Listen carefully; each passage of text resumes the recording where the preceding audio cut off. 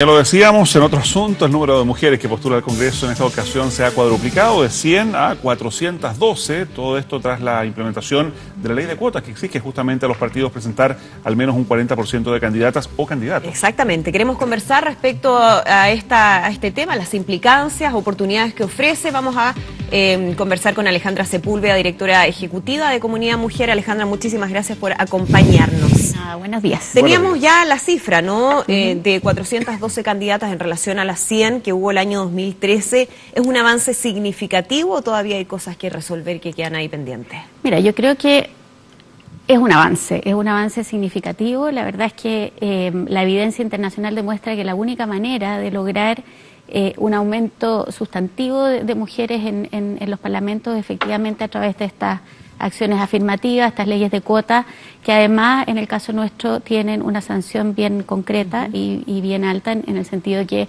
los partidos que no cumplieran con esta cuota efectivamente no iban a poder inscribir sus listas de candidatos. O sea, los inhabilita. Los inhabilita. Entonces, ¿qué tenemos hoy día? Que efectivamente en lo formal los partidos cumplieron con esta cuota del 40%. Hubo un par de casos del Partido Humanista y el MAS que no habrían cumplido con la cuota. Ahora se está revisando aquello. Y eso se está revisando y tienen 4 días para rectificar. Pero en definitiva, en lo formal tenemos ese 40% de mujeres candidatas. Hoy día, como no tenemos los cálculos oficiales, es difícil especular respecto a en el sentido de cuáles van de arroz graneado, cuáles tienen efectivamente posibilidades de ser electas o no, pero en las variables nuevas que impone este escenario, que tiene que ver con un número mucho mayor de cupos, en el fondo hay una incertidumbre hoy día mucho mayor. Y en ese sentido nosotros creemos que efectivamente lo primero es decir, sí, esto es positivo. Normalmente cuando hay cuotas en los países la elección de candidatas aumenta y en el sentido el cupo en el Parlamento aumenta más de 20%. O sea, podríamos esperar que en el escenario actual efectivamente pudiéramos lograr más de 20% de mujeres en el Parlamento, lo que ya sería un gran avance considerando que hoy día tenemos un 16%. Ya, pero usando el mismo concepto que hace un momento decías, ¿cuántas de arroz graneado y cuántas realmente con una posibilidad de llegar al Parlamento? A partir del caso de Trinidad Parra, ¿no? De esta abogada de Democracia Cristiana que a quien se le pidió, incluso con pocos días de anticipación, postular al Senado por Arica, con el resultado que hemos terminado viendo de un partido que termina respaldando a José Miguel Insulza. ¿Cuántos de estos casos, digamos, podrían terminar bloqueando o anulando el espíritu de esta norma? Mira, efectivamente el caso de Trinidad Parra es emblemático y es aquello que nosotros como organización en su momento dijimos, ojo, tenemos preocupación de que esto pueda pasar. Pero la verdad es que yo creo que cuando tengamos los datos oficiales vamos a poder realmente visualizar qué partidos hicieron la pega bien y qué partidos no hicieron la pega bien. Y uno podría pensar que los partidos grandes que tienen representación en todo el territorio nacional, es difícil que hayan hecho una ingeniería electoral que solo suponga puras mujeres arroz graneado. ¿Qué para ustedes no hacer la pega bien?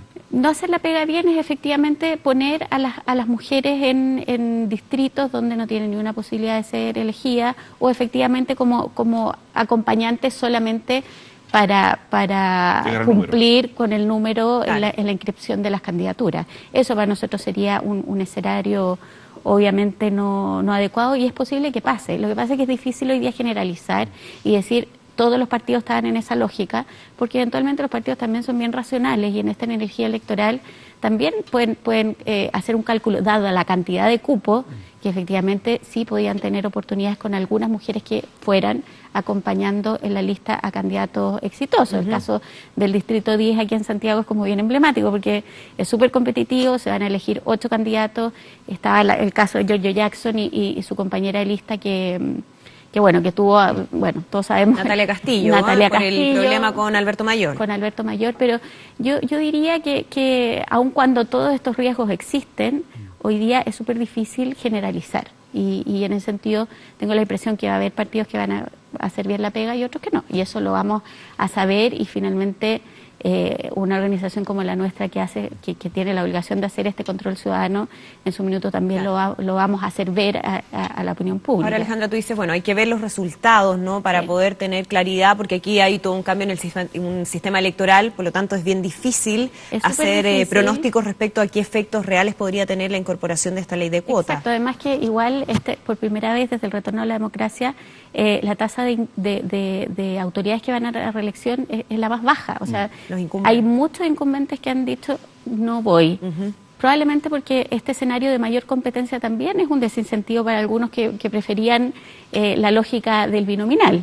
Entonces, es difícil todavía, en el fondo, hacer un juicio respecto al comportamiento de los partidos. ¿Pero hay alguna expectativa de cuánto ustedes consideran sería importante avanzar en esta primera etapa? Claro, por la evidencia internacional, en el fondo un resultado que supere el 20%, ojalá llegue al 25% de representación, es lo razonable para una primera elección. Recordemos que esta ley de cuotas va a regir por lo menos por 4 elecciones. Y aquí hay que hacer en el fondo, hincapié en lo siguiente. Es bien poco útil o poco razonable que finalmente nosotros tengamos en nuestro sistema político cuotas solamente en elecciones parlamentarias, porque finalmente la norma se transforma en una excepción y no en la regla. Y es más difícil que los partidos, en el fondo, incorporen esto como una costumbre, como una norma, como una buena práctica, si no está institucionalizada. Ya, pero ¿dónde más podría ser? Porque, no sé, en una elección presidencial, o presenta una mujer o presenta un hombre, digamos. Pero en los core, de hecho, ahora vamos a poder comparar, en el fondo, cuál es el porcentaje de mujeres que se presentan a los core. Hoy día el porcentaje de representación es bajo.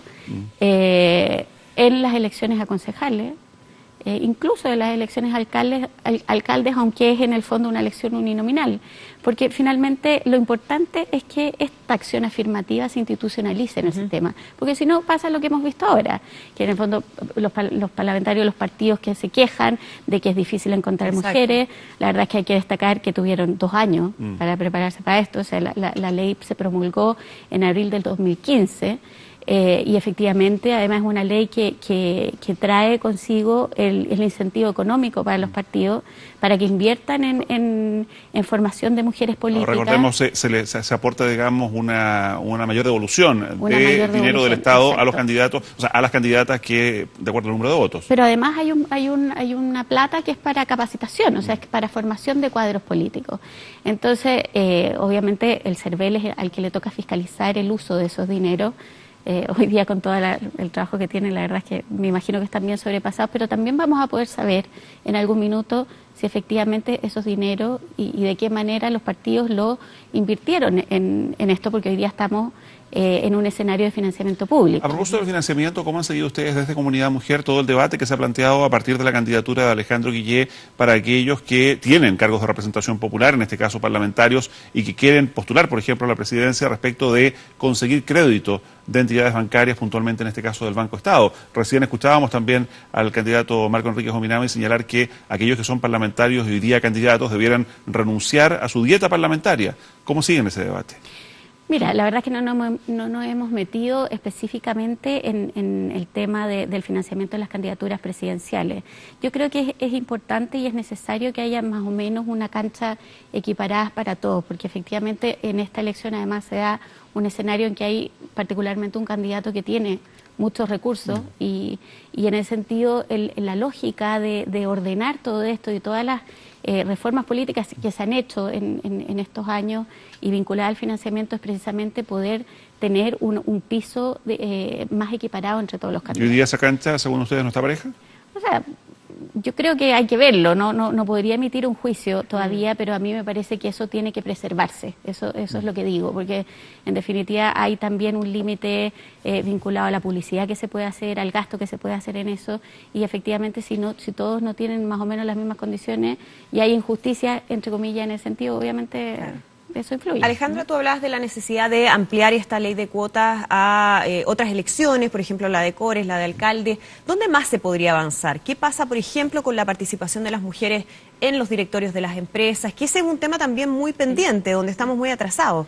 Bueno, nosotros como institución hemos defendido el mecanismo de las cuotas y de la acción afirmativa absolutamente en todos los espacios, en las instituciones autónomas, en los gobiernos corporativos de las empresas públicas. Pensamos que también podríamos avanzar hacia un esquema similar en las empresas privadas, porque de alguna manera nos damos cuenta que sin esto, esta acción afirmativa es súper difícil que efectivamente podamos subir esta representación en todos los espacios de poder y de toma de decisiones. Hay cálculos al respecto de cuánto se demoraría, exacto, ¿no?, en equipararse. 170 años. es muy irrisorio, entonces es muy fuerte. Y la verdad es que hoy día estamos viendo lo que pasa. O sea, con una ley que obliga, ¿qué es lo que pasa? Tenemos a todos los partidos movilizados y seguramente cuando tengamos las cifras oficiales vamos a poder hacer una evaluación, que se hizo mejor, que se hizo peor, pero nunca un retroceso. O sea, si tenemos que revisar el procedimiento es para decir cómo mejoramos la búsqueda de candidatas, cómo mejoramos la posibilidad de que estas candidatas sean electas, pero no ninguna manera de modificar lo que ya está resuelto y, por supuesto, avanzar hacia el mecanismo de las cuotas institucionalizado en todas las otras elecciones, ya que estamos en la política, por supuesto, en los cargos de elección popular y luego, por supuesto, también en los gobiernos corporativos. ¿Y qué pasa con aquellos, o incluso muchas mujeres que dicen, ¿para qué se necesitan cuotas si finalmente por mérito una persona puede llegar? En el caso de las parlamentarias, en el caso de directoras de empresas, por ejemplo, ¿qué pasa con ese discurso? Mira, yo creo que es un discurso, yo siempre lo digo, es un mito. Y cada vez las mujeres que están en estos espacios y que aspiran a estos espacios se dan cuenta de que efectivamente no es así. O sea, tú puedes tener todo el mérito del mundo, de hecho las mujeres lo tienen. Hoy día la tasa de educación y de ingreso de las mujeres a la universidad es mayor. Hay un sitio bien interesante que se llama candidaturas.chile.cl, donde han hecho un perfil de las candidatas que hoy día aspiran al Congreso y un porcentaje muy importante tiene estudios de posgrado, por supuesto son universitarias. Entonces, el tema del mérito es totalmente falso, porque las mujeres sí tienen mérito. El problema no está en ellas, está en el entorno, en un sistema que efectivamente no genera los incentivos para que las mujeres puedan estar y ejercer en política. Y el caso de las lógicas partidarias es súper claro en ese sentido, ¿no? O sea, eso pasa en los partidos políticos también. Habría que aplicarlo también a las directivas de partidos políticos, entonces. Habría que aplicarlo a las directivas de los partidos políticos, por supuesto, y en ese sentido transitar a un sistema de nominación que no sea como el actual, que es muy de élite, es muy a dedo, es muy de grupos pequeños de poder que finalmente deciden el destino, de alguna manera, pero eso lo hemos visto por tanto tiempo, y no solo en Chile, sino que también en otras democracias del mundo. ¿Hay algo en la legislación comparada que ustedes hayan visto que se puede hacer en corto plazo para mejorar lo que hay?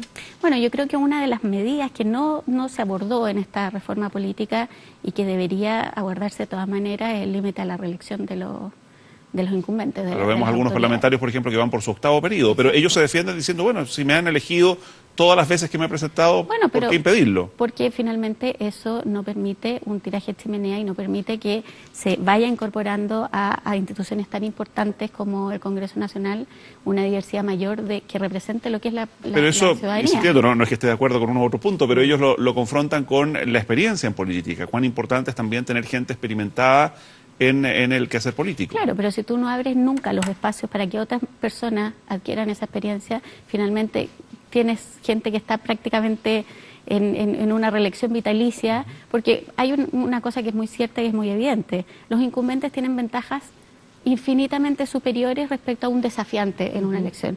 ¿Por qué? Porque han tenido la oportunidad de recorrer los territorios. Bueno, ahora todos están un poco desafiados porque cambió con el redistritaje, cambió el tamaño de los territorios y de los distritos, pero es gente que conocen, tienen ahí sus militantes, los que los apoyan, sus máquinas, sus trenzas políticas.